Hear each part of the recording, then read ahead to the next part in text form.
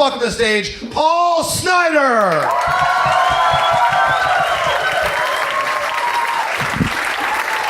Hey, how you doing? Great. We are graduating. Yeah. Love it. Last thing I graduated from was parole. My name is Paul. I have an odd religious background. My mother was German, my dad was Jewish. When I was born, they didn't know whether to circumcise me or give me a vasectomy.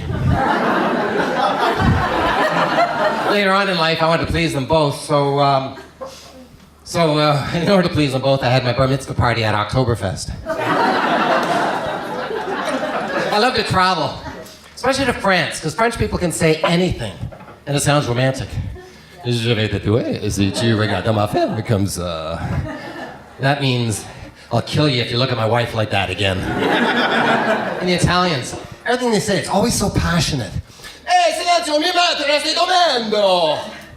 That means, hey, quiet, my baby's trying to sleep. And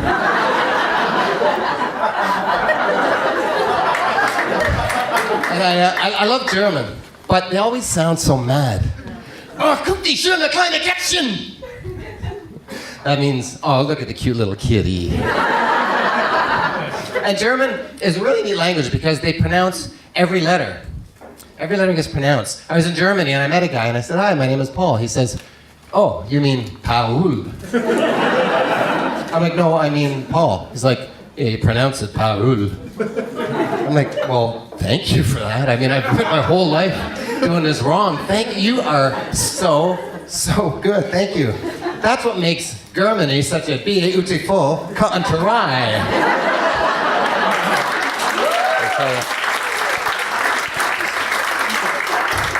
When the guy looks at me, he says, quit being such an ace-hole. I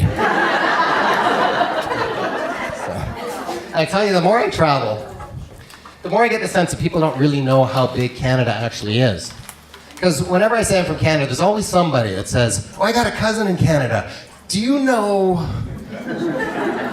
I'm like I explain it to them. I'm like, I'm done. Okay, yes, I know him. I do know him. I know all 7 people in Canada. Of course I do. We all live in the same igloo. I am amazed at how swearing has become such an acceptable part of the English language. When I was growing up, if I said the word shit in front of my mother, she would wash my mouth out with soap. That's right. But today, I mean, shit is one of the most functional English words. How did that happen? I mean, you can buy shit, sell shit, lose shit, find shit, smoke shit. I mean, we've changed the word good to some really good shit. And shit is, my God, it's there's so many things that shit is. It's like it's a unit of measurement. Man, I got so much shit. You should see the mountain of shit back in my place. It's a weather. Oh man, today was hot and shitty. Tomorrow's supposed to be cold and shittier.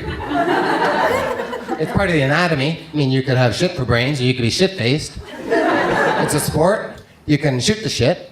Huh.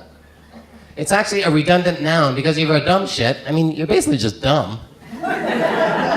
It's even a body of water. You'd be up Schitt's Creek without a paddle. It's an emotion. Yeah, you can be happier than a pig in shit. I mean, how freaking happy is that? And if you add a name to it, I mean, you could turn shit into nothing. As in, you don't know jack shit. I just installed the new Pokemon Go application on my phone. Does anybody play Pokemon Go? Yeah, there you go. I feel sorry for you guys. Because it is a really addicting game. I mean, you run around, it's an app, you run around the streets and it tells you where the Pokemon are and you catch the Pokemon on your phone. I got a question.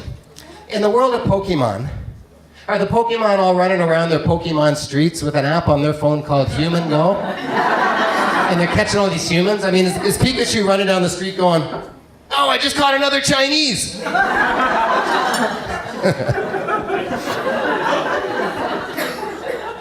I just turned vegetarian. You know, thank you. Appreciate that. You know, vegetarians are odd people, though, because they're all in denial. They eat the food that tastes like the food that they don't want to eat. I mean, chickenless chicken strips, meatless hamburgers. I mean, why? Why would they do that? You don't see a meat eater going around saying, "I just tried this new barbecued side of beef. Tasted just like broccoli." I saw the weirdest sign I've ever seen in my entire life. I was in Paris. Okay, this is a true story. I was in Paris. I go into a public washroom, and there's a sign over the electric hand dryer, and it says, "Please do not put penis in hand dryer."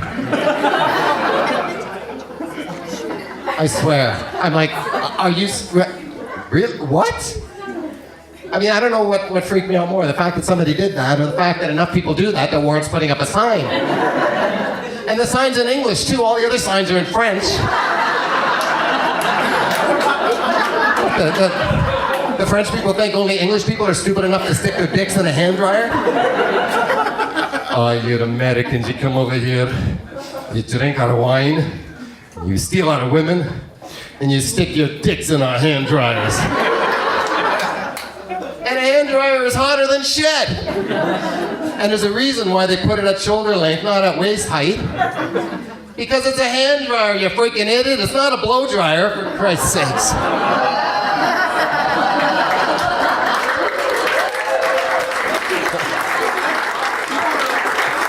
So I'm standing there looking at this thing, my hand dripping wet, and half of me is like, that is freaking gross. And the other half of me is like, does it work?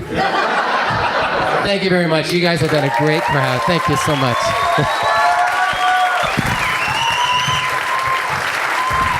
Give it over Paul Snider, everybody.